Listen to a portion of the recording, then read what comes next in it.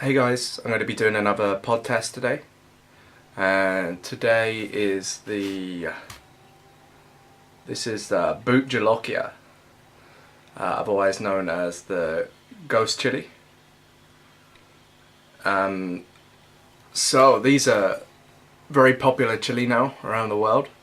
They kind of rose to fame in 2007 when they broke the new Guinness World Record. First chili to break 1,000,000 Scovilles. Now there's some chilies twice as hot as this, reportedly. But they're incredibly popular, very hot, but just fantastic flavour on them. So they originate from India, from this kind of Assam, Nagaland area. And they're thought to be a hybrid. Kind of naturally occurring hybrid.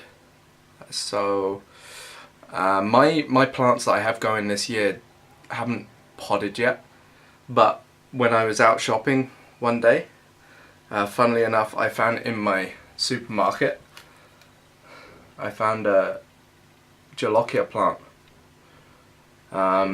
Even though these plants are pretty tiny, each plant had about a dozen chilies on it at the time. So I snapped them up straight away because it's very hard to find hot chilies in Japan. I was a bit surprised to find them in the supermarket of any place. So, see, here's one that I cut open earlier. This is what the inside looks like, and it's pretty, yeah, it's looking pretty wet inside there, pretty oily.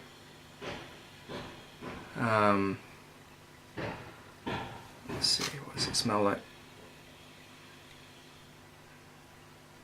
Yeah, it smells really fruity. Really fruity. It smells really nice actually. So, yeah, I've been trying to put off doing this one for a while, but yeah, it's about time. So here we go. Here's the Bhut Jolokia.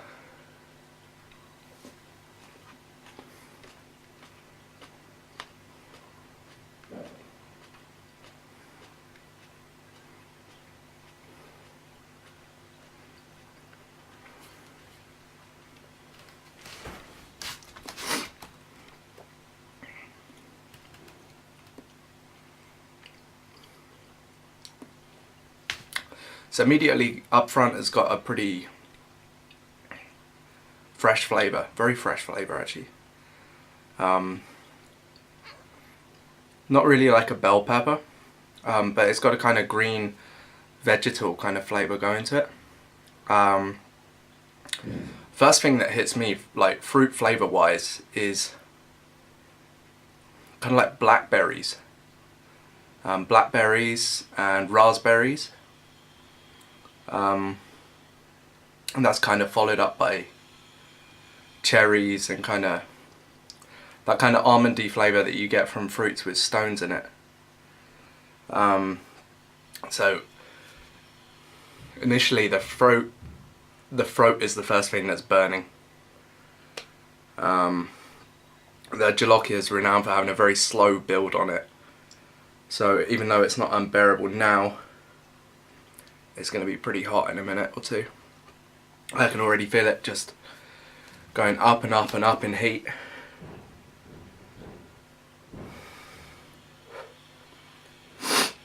Yeah, it's starting to tear up a little bit as well.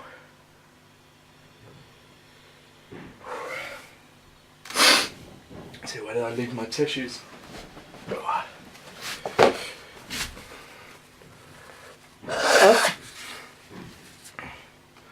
Burn is still primarily on the throat, although my gums are starting to feel hot as well now.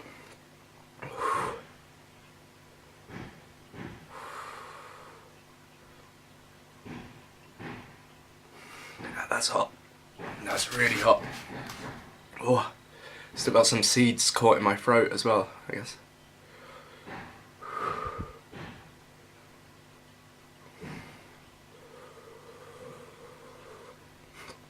And now it's starting to feel like a kind of hot coal in my throat. like when you've eaten something too quickly that you should have let cool down. It's got that kind of thing, like just after you finish cooking pizza or something, and you can't wait to start eating it. It's kind of like that, but in the throat rather than the roof of your mouth.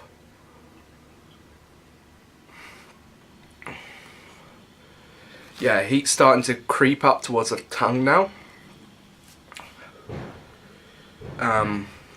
And it's kind of setting on my gums as well a little bit.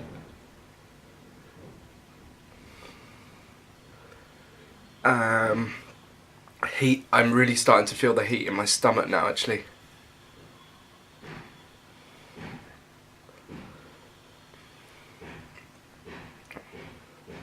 But mainly it's just, I don't know whether it's because it got caught in my throat or not, but it's just crippling my throat.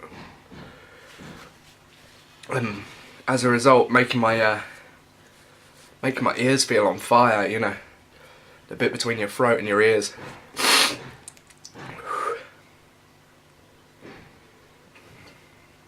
Really tasty though, that fruitiness is really lasting.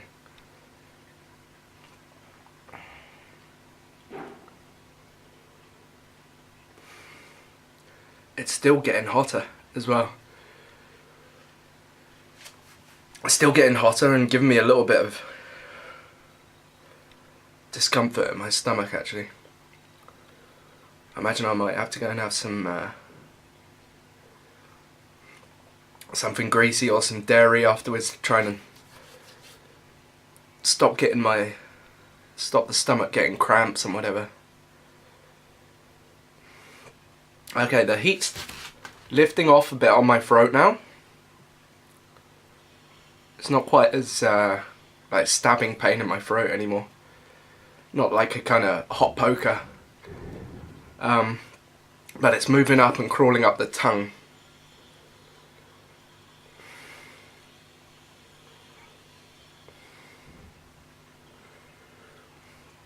Yeah, lips are starting to tingle as well.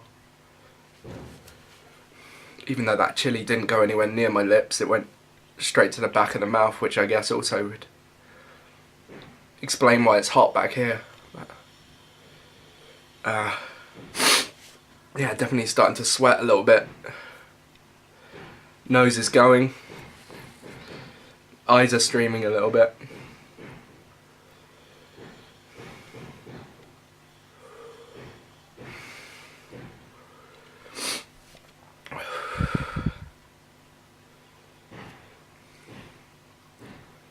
But already feels like the worst of it's over, actually. I'm sure I might be wrong, but I've run out of things to say. Let's come back in 5 minutes and see how I'm getting on.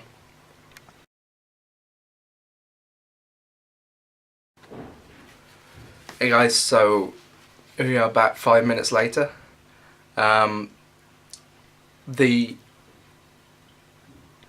It felt like it had gone away, but now the burn there's not so much on my tongue. The burn is all on the roof of my mouth right now. The roof of my mouth is just frying at the moment, worse than my tongue was. Not quite as bad as my throat was, but yeah, definitely the throat and the roof of the mouth have got the worst of this one. The flavour's still there though. I managed to resist having any water or any milk because the flavour's so nice and kind of, despite the amazing amount of heat, the flavour, it's quite nice having that flavour on your palate. And it's still there. It's such a strong flavour. It's kind of hard to get rid of, I guess. But it's become more earthy, a lot more earthy. Earthy flavour, but it's still got that fruitiness, that kind of stone fruit. It almost kind of had like a little bit of the kind of artificial grape flavour, you know, like you're having grape soda or something. But only a hint of it, not that much really, which is good. So yeah, now it's the roof of my mouth, and my stomach that's still got the heat. The heat from my tongue, yeah, had pretty much gone, and I thought it was over.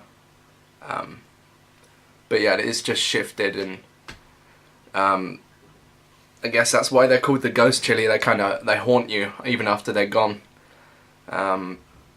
They're reported to have just such a slow build on them, and I agree with that. You bite into it at first, and you're like, oh, this is nice. It takes a few minutes for it to start haunting you, yeah. But that was a really nice one. Yeah, I really enjoyed that.